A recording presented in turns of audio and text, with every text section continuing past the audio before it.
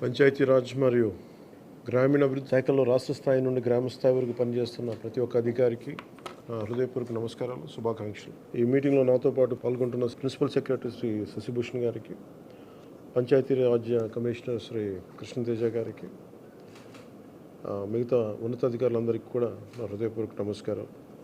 ఇందాక రివ్యూ చూస్తూ ఉంటే 2014 నుంచి 2019 వరకు మన మన్రేగా ఎట్లా జరిగిన వర్క్స్ 19 నుంచి 24 వరకు జరిగితే చాలా వెనుకబడి ఉన్నాం. సో దాన్ని తొందరగా పూర్తి చేయాలి, దాని అనుకున్న టార్గెట్స్ పూర్తి అవ్వాలి అనే ఉద్దేశంతో ఈ మాట్లాడాం. ఒకే రోజు ఈ గ్రామసభ తీర్మానాలు చేయాలి అనేది చాలామంది కోరికది. పంచాయతీరాజ్ వ్యవస్థలో గ్రామ పంచాయతీల నుండి జిల్లా పరిషత్ వరకు పటిష్టంగా ఉన్నప్పుడే నిజంగా మనం అనుకున్న అభివృద్ధి ముందుకు తీసుకెళ్ళగలుగుతాం. అందుకని దాంట్లో భాగంగానే ఆగస్టు 23 తారీఖున రాష్ట్ర వ్యాప్తంగా 13,326 గ్రామ పంచాయతీల్లో ఇప్పుడు ఇంతకుముందు ఎన్నడూ లేని విధంగా ఒకే రోజున గ్రామ సభలు నిర్వహిస్తూ ఉన్నాం. జిల్లా పంచాయతీ అధికారులు, గ్రామ పంచాయతీ అధికారులందరికీ గ్రామసభ నిర్వహణపై పూర్తిస్థాయి అవగాహన కల్పించాలి. గ్రామసభ సమాచారాన్ని కనీసం 2 రోజుల ముందుగా టామ్ ద్వారా తెలియజేయాలి. ఈ గ్రామ సభలు అర్థవంతంగా నిర్వహించాలంటే గ్రామస్తులు, ప్రజాప్రతినిధులు, అధికారులు అది మనస్ఫూర్తిగా పాల్గొంచుకోవాలని కోరుకుంటా ఉన్నాం. ఈ గ్రామ సభల్లో ఉపాధి హామీ పథకంలో ప్రతి కూలీ కుటుంబం సంవత్సరంలో 100 రోజులు పనిచేసే విధంగా అవగాహన కల్పించాలి. కూలీలకి ఉన్న హక్కులను తెలియజేయాలి. రైతులకు ఉపాధి హామీ పథకాన్ని సద్వినియోగం చేసుకోవడానికి సంబంధించిన పనుల వివరాలను గ్రామ సభల్లో ప్రతి ఒక్కరికి అర్థమయ్యే విధంగా తెలియజేయాలి. దాంట్లో ముఖ్య కీలకమైనవి మనకి దాదాపు 44 నుంచి 46 దాకా పనులు నిర్దేశింపబడ్డాయి. మీరు కొంచెం వివరంగా చూసి ఆ గ్రామాల్లో ఆ ప్రయారిటీని బట్టి ముందుకు తీసుకెళ్లవలసిందిగా కోరుకుంటా ఉన్నాం.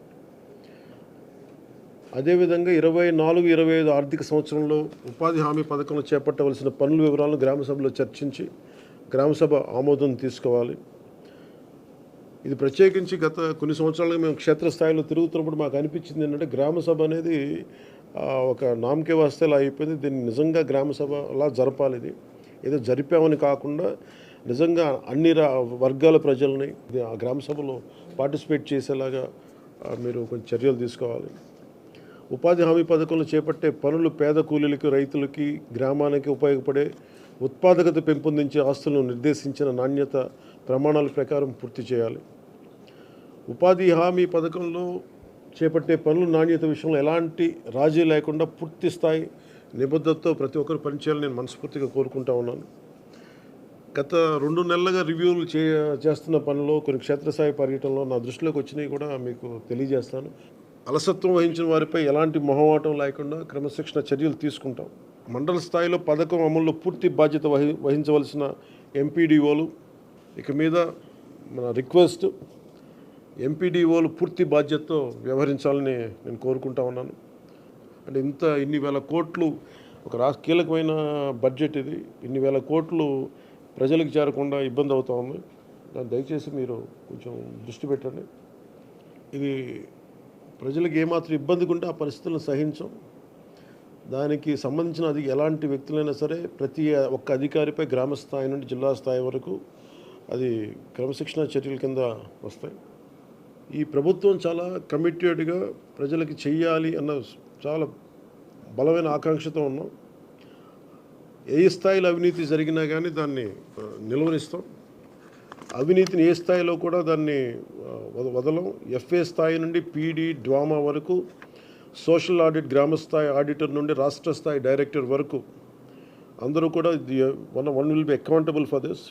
దయచేసి అవినీతికి తావు లేకుండా భవిష్యత్తులో అందరం ఈ కైండ్ ఆఫ్ డిసిప్లినరీ మెషర్స్కి ముందుకెళ్లకుండా మీరు పార్టిసిపేట్ చేయాలని కోరుకుంటా ఉన్నాను. అంతేకాదు బాధ్యతాయుతంగా సమర్థవంతంగా పనిచేసే అధికారులకు కూడా సిబ్బందిని గుర్తించి వారిని ప్రోత్సహిస్తాం. ఇకపైన ఉపాధి హామీ పథకాన్ని సమర్థవంతంగా అమలు చేయడానికి మనందరం కలిసి పనిచేద్దాం. పథకం అమలులో మన రాష్ట్రాన్ని దేశంలోనే మళ్ళా మొదటి స్థానంలో ఉంచడానికి కృషి చేయాలని కోరుకుంటా ఉన్నాను. గ్రామాలను అభివృద్ధి చేసే మహాత్మా గాంధీ గారి కళలాగా గ్రామ స్వరాజ్యాన్ని స్థాపించాలి, ఆ దిశగా అడుగులు వేయాలని చెప్పి మీరందరూ కలిసి మాకు సహాయ సహకారాలు ఇవ్వాలని మనస్ఫూర్తిగా కోరుకుంటున్నాను.